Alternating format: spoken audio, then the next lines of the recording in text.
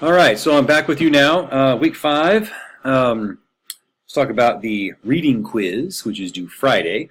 Assume you've watched the previous video, know what you need to do for your usability test design blog post 4.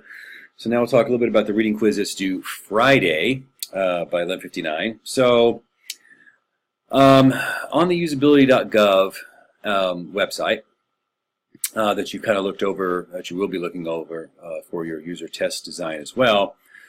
I had mentioned the basics tab there to look over, and so I would perhaps advise knowing that page pretty well, and maybe be familiar with, there's a guy that they quote on there, his name's Peter Morville, M-O-R-V-I-L-L-E.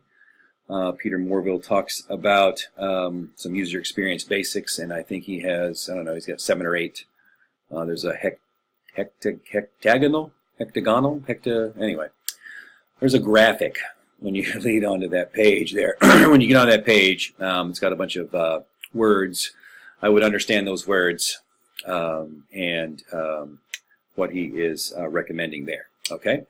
And while you're on usability.gov and you go back to the home page there of usability.gov, I'm not for sure where you find it on there. I can't remember the exact tab, or you might search for, but there's 3 or 4 main menu kind of items there. But I would click on each one and I would scroll around until I found something called card sorting.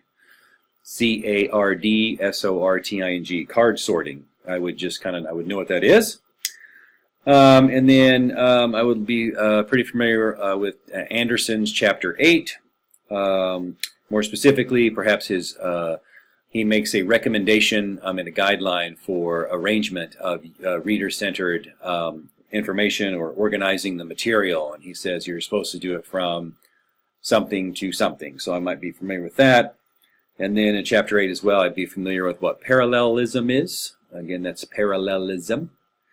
And then in Chapter 18, I would be familiar with what with performance tests. So and of course, I think a lot of those things too, with the exception of perhaps the card sorting, would be very beneficial and helpful in this week's activities at all. So, all right, so that about does it. Keep this video nice and short. Tell you what you need to know for reading quiz. I believe it's number 5 this week. Okay, so as always, please do let me know if there's more that I can do for you. Bye.